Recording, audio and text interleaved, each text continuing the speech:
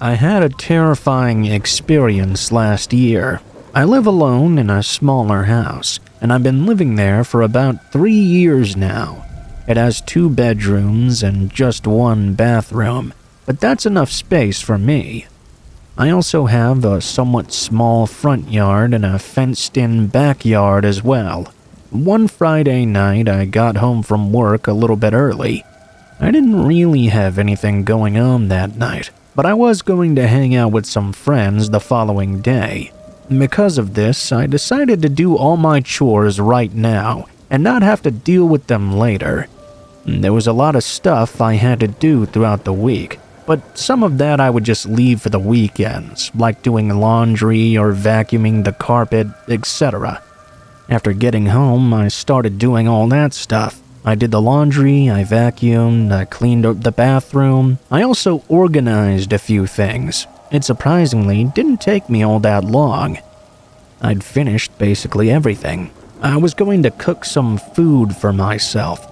I remember I had this recipe I had saved on my phone, and I was really excited to try it.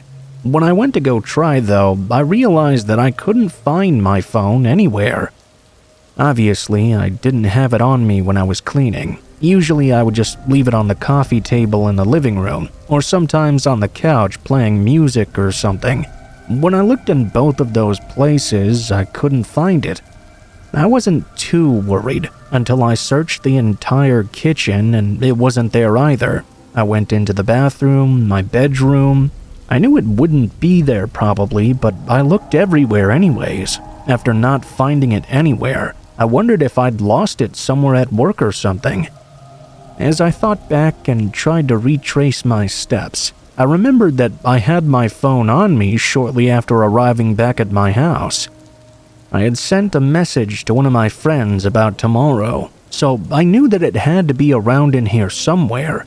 I took all the cushions off my couch, wasn't there either.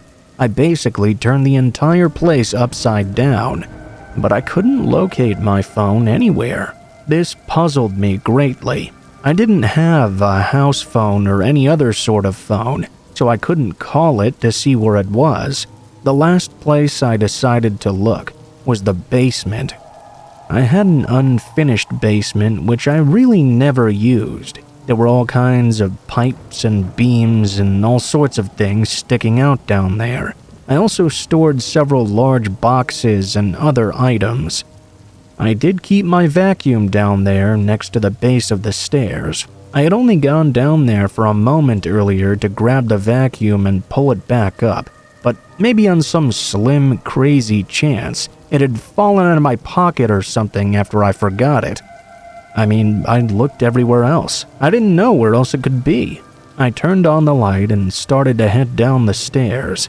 The light didn't do a whole lot though. All it did was light up one measly bulb near the base of the stairs. After walking down, I looked on the floor near the vacuum, but I didn't see anything. I was about to turn around and head back upstairs when I heard a strange noise. I thought I could make out some movement out of the corner of my eye as well. It was out of sight and in a dark area of the basement, so I couldn't quite be sure. I stopped and tried to look in the direction of what I thought I saw, and I observed a bit closer. That's when a man started to come into view. He was hiding behind a large box. He looked really creepy, and I honestly couldn't believe what I was seeing. He was a ways away. I was so shocked for a second or two that I didn't know how to react. The man stood up from behind his hiding place and actually started to move toward me. I turned and bolted up the stairs, like my life depended on it. For all I knew, it might have. I made it to the top and left my basement, then slammed the door shut behind me. I ran for my front door and didn't stop until I made it all the way outside. During this, I didn't think at all. It was really all just instinctual reaction. I just wanted to get out of my house. After leaving, I realized I hadn't grabbed my keys or anything. I obviously didn't have my phone either, so I couldn't call the police. Now I couldn't get into my car either. I didn't exactly want to go back inside and grab it. so instead I ran to a neighbor's house. I didn't go next door because I thought the guy might run outside after me, so instead I ran several doors down and knocked on the front door of that house. I didn't know who lived there, but I hoped they would be kind enough to answer. After about 30 seconds, they did. I asked them to call the police and told them what was happening. They agreed to call, and we waited on their front step together. We watched the direction of my house, but saw no signs of anybody trying to leave. I wasn't sure if the guy had already left, or if he was still inside somewhere skulking about. The police were really quick to respond, though, and got there within less than 2 minutes. I went back over with my neighbor and met an officer there. The police then entered my home. A while later, they came out with the same man I had seen in my basement. He had still been in the house. In fact, he'd gone back down to the basement to hide. When they pulled him out, they discovered he had my cell phone in his pocket. I was able to get my phone back, but obviously the whole thing really creeped me out a lot. I'm not sure when or how he managed to grab my phone. The only thing I can think of is that he must have already been inside my house when I got back from work. He must have come upstairs without me noticing, grabbed my phone, and went back down. How he got into my house, or when he got in, I have no idea. Maybe I was so tired I forgot to lock my front door, or maybe he entered through a window or something.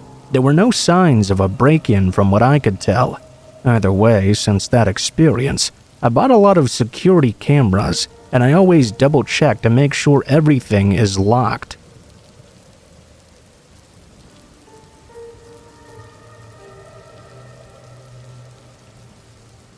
I live near a mountainous and forested region, right on the border of Canada and the US.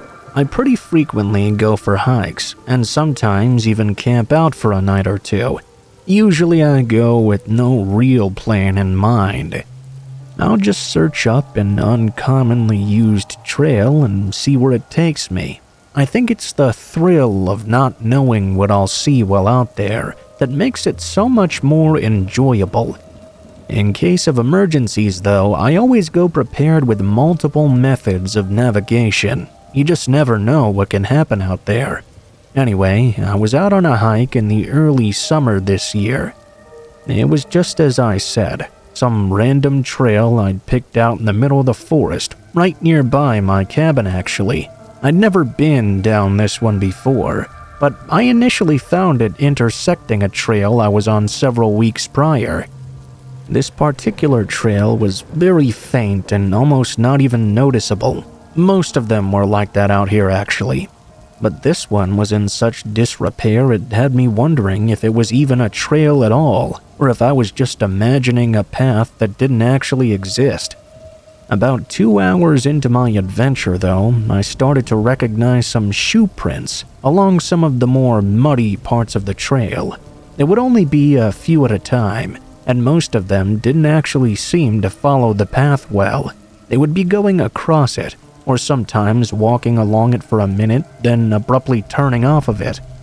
After an hour, I came across a section of the trail that was a bit more defined. It had lots of shoe prints and signs of activity scattered across and through it, as if someone was constantly coming across this part. I looked up only to see that just up ahead was a cabin. I put 2 and 2 together, assuming this was someone's off-grid place. As I looked at the cabin more closely though, something about it didn't quite look right. All of the shoe prints I'd seen had to be less than a few days old, but this cabin was absolutely desiccated. It seemed to have not been lived in for many years.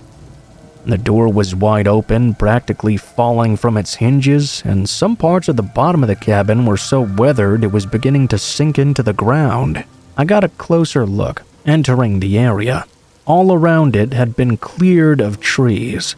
I don't know what it was about this place in particular, but something really intrigued me.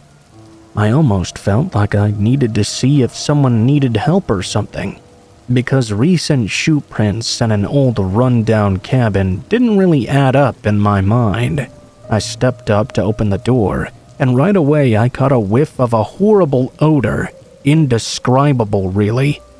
As I peered inside, it was clear that this place was not a place humans lived in.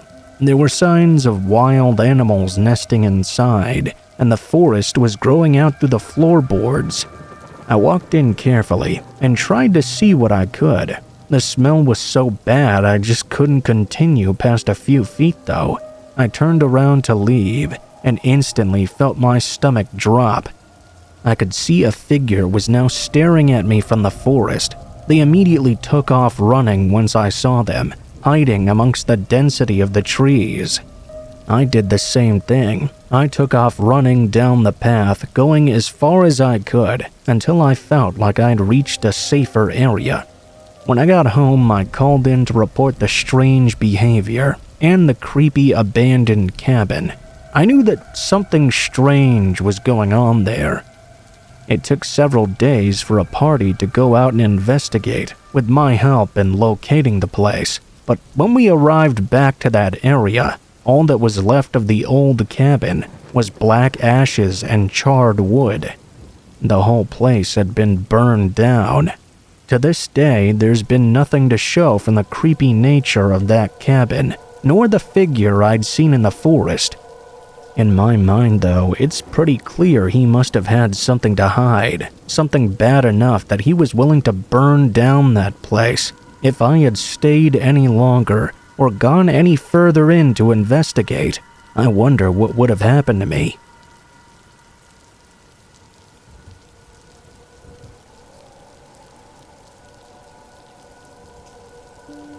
This happened when I was a teenager. Many years ago, I was with my best friend Tony, and we were at my house. My parents had gone someplace I don't remember. Tony and I had been best friends for many years, and we were like brothers practically. We liked to prank our friends a lot and do things like that.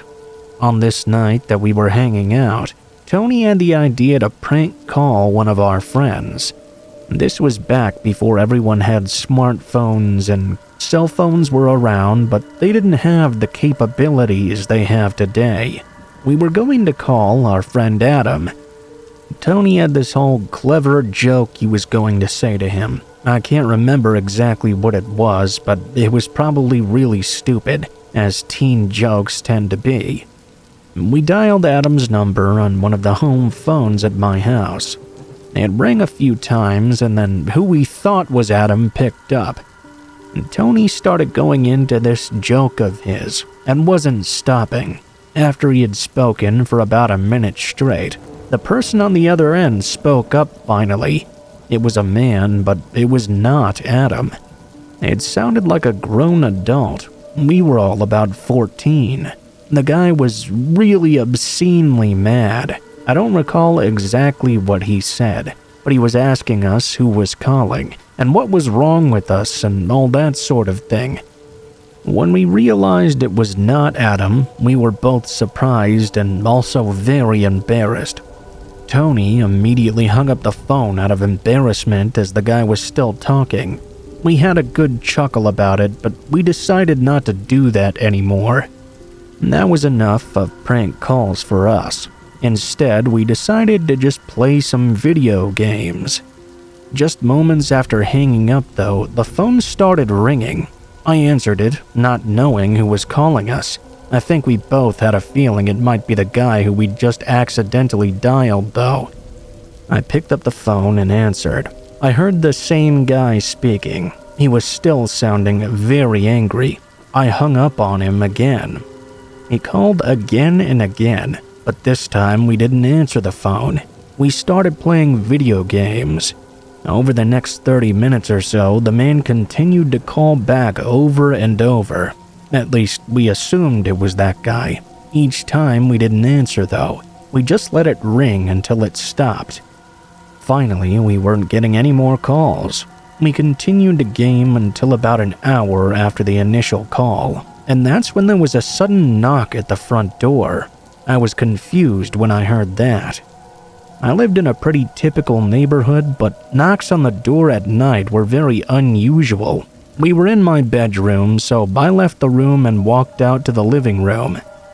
I got over to the front door and looked out the window. Some guy was standing there that I'd never seen before. He looked right at me as I was looking out at him. I moved away from the door, and he continued to knock. I went back to my room and told Tony that some random guy was out there. The phone rang again. We were wondering if there was any possibility it could be the same guy. We answered the phone call this time. The man spoke and told us to come outside. When I heard that, I instantly hung up. The man must have been calling from his cell phone now or something. He continued to bang on the door. We both went out into the living room, and we heard him screaming for us to come outside. This guy appeared to be in his 50s and was wearing a baseball cap and jacket. That's all I can really remember about him. We didn't answer the door. He stayed there for many more minutes, continuing to pound on the door before eventually turning around. After that, Tony and I were just waiting for the phone to ring again, or for the guy to come back. Thankfully, he seemed to have decided it was a lost cause or something. After that, we never prank called anybody else again. I think the guy must have had some way to identify our phone number. He must have looked up our address by finding it in the phone book or something. I don't really know, but that's all I can really imagine as a way he found our house. It still creeps me out that he actually showed up because of just a prank phone call, though.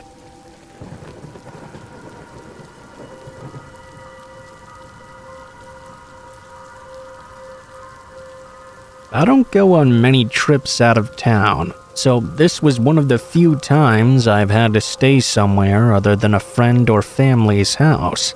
The area I needed to stay in was fairly small, and most of the hotels around there were not very nice. To my surprise, there was a single home listed on Airbnb though. It was my first time using the site, but the house looked like a decent place. Much better than the hotels around that area. I requested the dates I'd be staying, and in a few minutes the place was booked. I started the drive a bit later. When I got into town, which was about 14 hours away from my city, it was well into the nighttime. The town looked almost deserted compared to where I was used to living. All the houses' lights were off, and all the stores were closed as well. No people or cars were out either. Of course, it was the middle of the night, so I didn't expect this small town to be lit up and bustling with activity or anything, but it was still a bit eerie. I hadn't gotten to see it during the day, so this was my eerie first impression of this community. The street that took me to the Airbnb was pitch black as well, not really any streetlights to speak of. It led through a winding, forested neighborhood until I eventually ended up at the home. It was one of the few that had its porch and outdoor lights on. One window upstairs also had a light coming through it as well. I figured the last customer must have just made the mistake of leaving it on, so I didn't really think anything of it. I started getting my stuff up to the front door. I got the key code from my email and opened the door, getting inside and locking the door behind me. I quickly put my stuff in the corner of the room, then went upstairs to turn off the light that had been left on. It seemed to be one of the spare bedrooms, only having a bed and a small dresser inside. I flicked the light off and then went to the main bedroom to set up my things for the stay. I was only staying for one night, but I had it booked for 2 because I needed to be there late into the following day. I was up for no more than an hour before finally getting in bed and turning in for the night. I rested my eyes and tried to sleep, but I was stuck laying awake for a long time. I sat up quickly, hearing a thud through the walls of the house. I stared at the door, trying to think of what that could have been.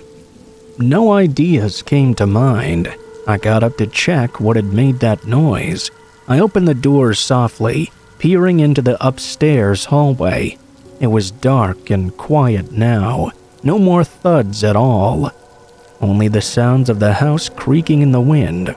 I stepped back and quietly shut the door, but a strange feeling came over me. I waited and listened in. I thought more about that sound I'd heard. As I stood there listening, soft creaks started to echo along the floorboards from another room. I pressed my ear up against the door as the creaking moved into the hallway, then began making its way toward my door. I was in so much shock that I almost didn't realize it had to be the footsteps of someone approaching. My heart started racing as they came right up to the other side of where I was. I put my hand tightly on the door handle to keep it from budging. Only a moment later, I felt someone pull it down from the other side. As soon as I resisted, they eased off immediately. There was a small moment of silence before suddenly the handle was forced down and they slammed into the door. It swung halfway open before I pressed my body back into it. I only saw half of their face in the doorway, but I could see anger in their eyes that I didn't expect to ever see in my entire lifetime. After a brief struggle, I somehow managed to push the door back into the latch and lock it. The man on the other side tried to get it back open, but after yelling several unpleasant words toward me, he ran downstairs and out of the home. I was still catching my breath. My mind was racing, but I gathered myself up and dialed 911. You know, for such a small community, they actually came very quickly. The owner of the Airbnb continued to look into the case after I left the following day. I wish I had kept up with it to see what happened. The man seemed so desperate to get into my room. He was in a state of real rage, as if he wanted to hurt me. It was almost like I'd done something personally to him. Everything about it is disturbing, and I don't think I'll ever get it out of my head. Airbnbs probably won't be something I'll take part in again for a long time.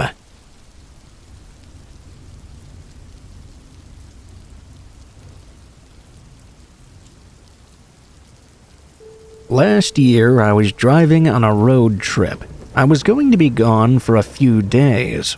On the second night, I was sort of in the middle of nowhere. I wasn't exactly sure where I was going to be staying for the night. I was hoping to find a hotel, but the more I drove, the less it seemed like I was near any kind of city.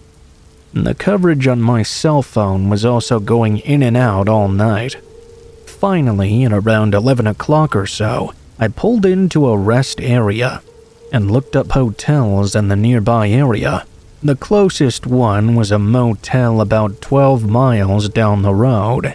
I decided that would be just fine with me. I was getting really tired. I left the rest stop to head for the motel. It took about 10 minutes to get there, and it was about a mile off the highway. It was in a very small town that really didn't have much of anything. The motel itself looked quite creepy, to be honest with you. It was old, small, and had a little office connected to the side of the building. There was just one level of rooms, with around 10 or 12 in total. I pulled into the parking lot, which was nearly empty. Normally, I wouldn't have wanted to stay in a place like this, but it was just for a quick night's rest. I would be out of there by 6 or 7 in the morning. The rates for the night were about $29, which honestly I thought was overpriced for this place. After parking, I walked into the office to get my room. A man walked in with a longer beard and sat behind the counter. He sat up in his chair and asked me what I wanted. I told him I would like a room and then gave him the $29. He handed me a key and told me my room number, then leaned back in his chair and seemed to fall asleep or something. I left his office and walked down to my room. When I got to it, I went inside. It was about what I expected. Not very clean, old outdated furniture. The TV was a box TV. I was lucky they had a TV at all. I pretty much just got ready for bed and then tried to fall asleep. After laying down in bed, I was there for about 2 or 3 minutes. when I started to doze off. That's when I all of a sudden got this really eerie feeling. I opened my eyes and turned over in bed. When I turned over, I happened to face the window, and that's when I caught somebody moving away from my window. It wasn't like they were walking by though. It appeared they had been looking in. I only saw it for a split second, and I couldn't tell who they were at all. I got up from my bed and closed the curtains, which had been open.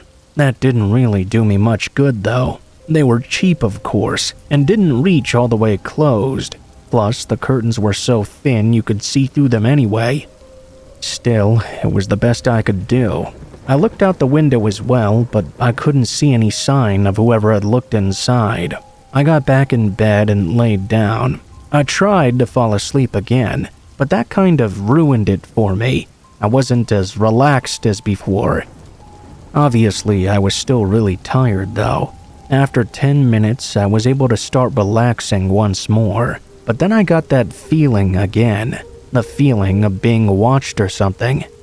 I was facing the window laying down this time, so I peeked my eyes open just a little and looked over to the window space. I could see that someone was clearly there again. At first, I couldn't make out much of them because of the curtains, but then I saw a man's head. It was just for a split second. He moved out of sight once more and away from the window. I couldn't tell who it was because of how dark it was. I got up and walked over to the window again. I looked outside, but the person was already gone. I was getting pretty freaked out now. Some creep was peeking in at my window, and way too often at that. I stayed there at the window for a few minutes, looking around and trying to spot anybody. Couldn't make out anything. I decided to go back to bed. My door was locked and I'd covered the window the best I could. All I could do now was try to get some sleep. I got back in bed and closed my eyes. This time it took even longer, about 20 minutes or so. I was able to fall asleep though. I don't know how long I had been sleeping for, but I know that I woke up sometime later. I remember hearing the sound of my door opening. The door was so old and cheap, it squeaked a lot. Instantly, I shot up wide awake. I sat up and looked to the doorway and saw some guy entering. At first, I had no idea who he was. When he saw me, he quickly left out the door and ran away. It was as he was leaving that I realized exactly who it was. It was the guy who was working at the motel counter. I got out of my bed, packed all my things, which didn't take me very long, and got into my car and drove away. I went back onto the highway and later stopped at another rest area. I just slept in my car there for the rest of the night. As crazy as it sounds, I felt a lot safer there than in that motel room. The next morning, I called the motel and tried to report the guy to management or something. However, I was hung up on immediately. After that, I called the police and told them what happened. I'm not exactly sure if they did anything about it. The guy running the place was a total creep. I'm really glad that I'm a light sleeper and woke up as he opened the door. I don't know what he would have done to me if I continued to sleep. I just hope he doesn't do it to anyone else.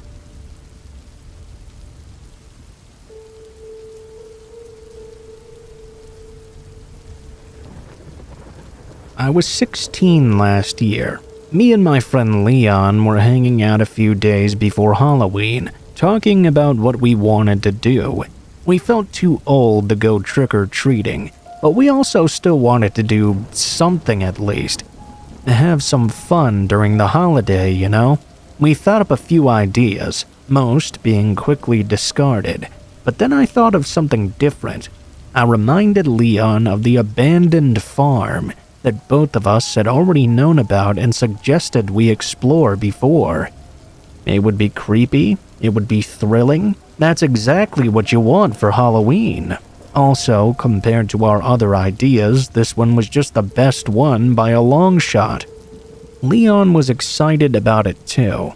We both agreed that other people would probably have the same idea to go on October 31st though, so instead we chose to go one night before. We didn't want to risk running into anyone crazy at an abandoned place like that. We just wanted to explore and maybe get a little bit spooked, then leave. It sounded harmless enough. On the 30th of October, Leon drove us out to the neighborhood it was by and parked on the road. We got out and walked through the neighborhood until we got to the street that turned into a gravel path. This was the driveway leading up to the farm. I'd only ever seen that place during the day. It was pretty much just a large field of grass with a typical wooden barn and a single-story home. From the edge of the path, neither structure was visible. Our flashlights only lit up a few feet ahead of us. As we started making our way down the gravel driveway, once we started to get a bit closer, we could make out the outline of the barn on the left side and the house further back at the end of the driveway. Honestly, we were more interested in the home itself, figuring the barn was probably completely empty and wouldn't be very exciting. We kept walking and eventually got to a clearing in the tall grass. It was a circle of dirt, really. As we approached the front, we passed by some large farming equipment. I don't know what they were exactly, some old tractor-looking things that had been left out for years. Even with the dim light of our flashlights, we could see they were completely engulfed in rust. When we got up to the porch, it looked like the door had been replaced by a single wooden board. We walked around the whole outside of the house, and every window and door was sealed and covered. Disappointed, we went back to the front and tried to think of something else. As we stood there, we saw the path going up to the barn wasn't an actual path at all. It was more of a line of flattened grass. With nothing else to do, we started heading for the barn. Something felt different as we approached it though, compared to when we'd approached the house. It was a vaguely uneasy feeling that grew as we got closer and closer. When we reached it, the large door was already wide open. I walked in first and Leon followed behind. We both shined our flashlights around as we entered. It only took a few seconds for an absolutely horrid smell to hit us though. It was a barn, so that wasn't exactly surprising. But then we noticed something else. There were footprints all over the ground. Not the kind you'd expect from other kids exploring the place though. They all went in a line back and forth from a single point on the other side of the barn. I looked and saw that in Leon's eyes he was just as freaked out as I was.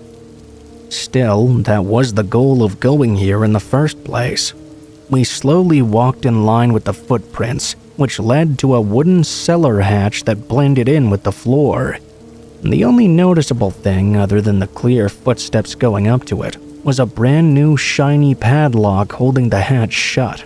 Before we could really think about it though, a sudden thud shook the entire barn. We turned around and saw the door had been shut behind us. Leon sprinted over and panically shoved the door wide open. Both of us looked around, but we couldn't see anyone. Now terrified, we sprinted straight through the tall grass and back to the gravel driveway, then booked it to the neighborhood where the car was. We definitely got the scare we had been looking for, but perhaps too much so. Neither of us ever tried to figure out what happened that night.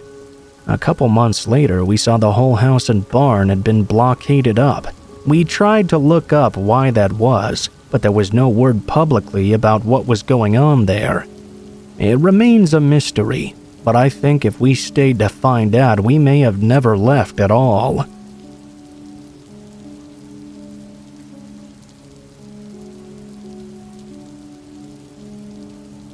One of the things that I really enjoy doing is traveling and exploring the outdoors.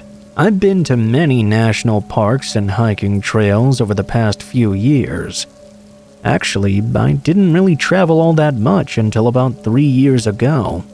I changed jobs and suddenly had a lot more personal time to travel with the new one.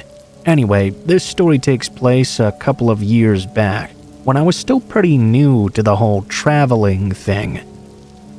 I had gone to a national park that I was really excited about. It wasn't all that popular, but it had some good hiking trails. Of course, I went there all by myself and started hiking in the morning. There were so many trails to explore in that park. After I did one of them, I went down to the local town. After hanging out there for a while and getting to know some of the locals, I got the itch to do some more hiking. I went back later in the afternoon, when the park was not so busy. It was large and spread out, so really it depended what trails and sections you went to. I went to a different spot this time. It was all kinds of terrain, hills, mountains, wooded areas.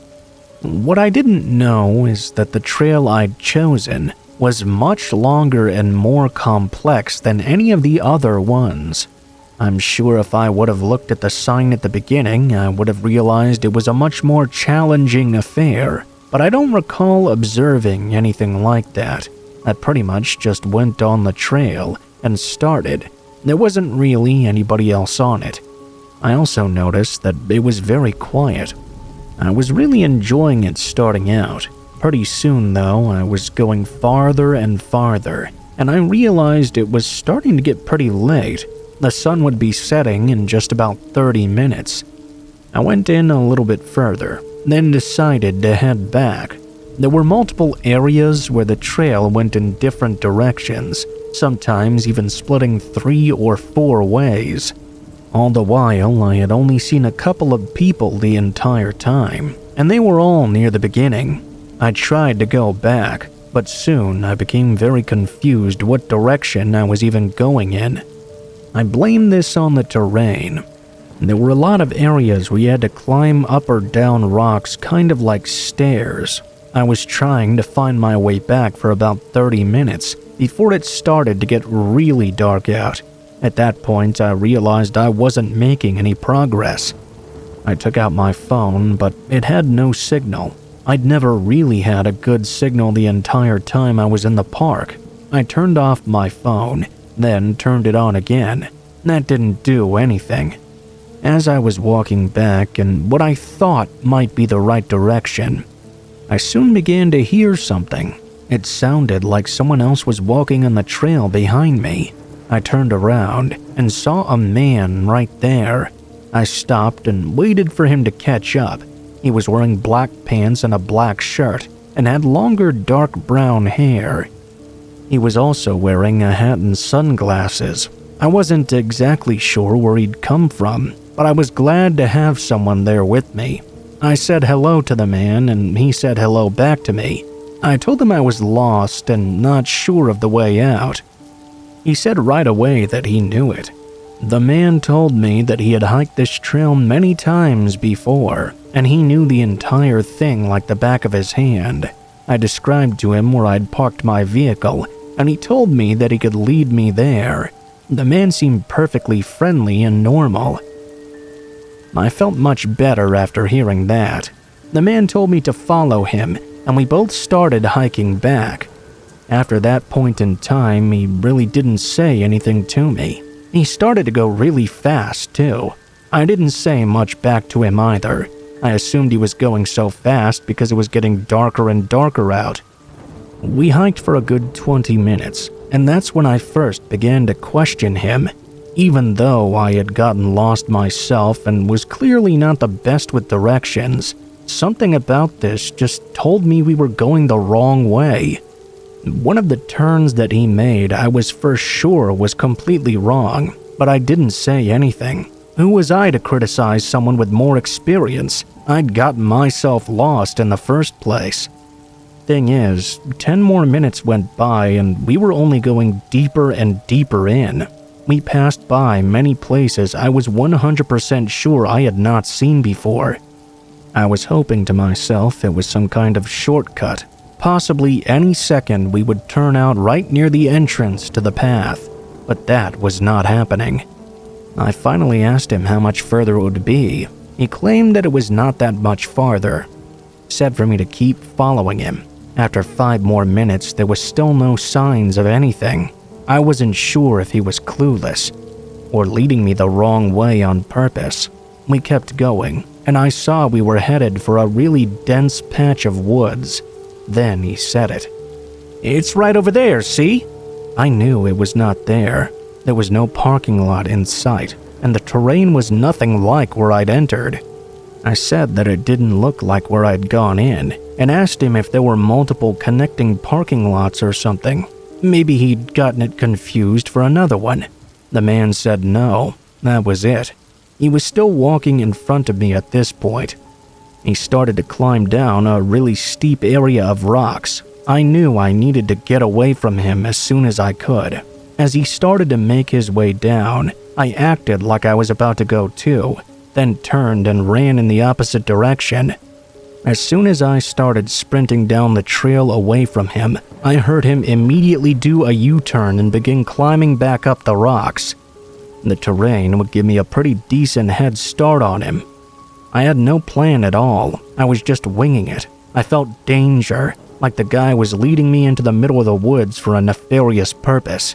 After running 50 feet, I stumbled upon some really tall grass and bushes. I crouched down and kept going through them. Eventually, I came out to a connecting trail, and I no longer heard the man behind me anymore. I slowed down and felt a bit better, but it was still dark out and I was still lost. I walked at a quick pace, trying to go more in the direction I thought was correct. I walked for about 20 minutes when I heard someone walking up ahead again. I saw the person, but thankfully I realized this time it was a park ranger. I approached him and asked if he knew how to get out. Of course he did. I followed the ranger, who was actually a very nice guy. I told him about the strange man I'd encountered before.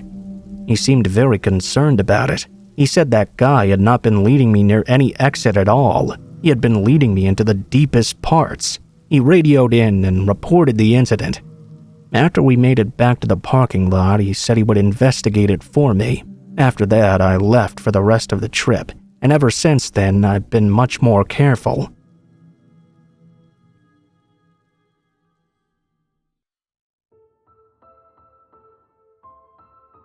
What is up, guys? Blue Spooky here. Thank you guys so much for watching, especially if you made it this far to the end of the video. If you liked the video, please be sure to like, share, comment, and subscribe if you feel so inclined.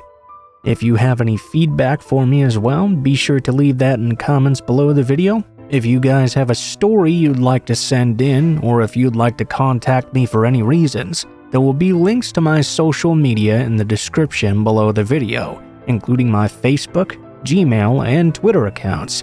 Go ahead and send me a message on any of those, and I'll try to get to you as soon as possible. If you do decide to send in a story, please be sure to include in the tagline what the name of the story is if it has one, what type of story it is if it has one, and how you'd like to be credited in the description below the video. Please make sure to include as much detail as you feel comfortable with, and try to use as much proper grammar as possible to make sure you have the highest chance of appearing in a future video. Overall, I think that's pretty much it for now, guys, so thank you so much for watching, and I hope you guys have a great day.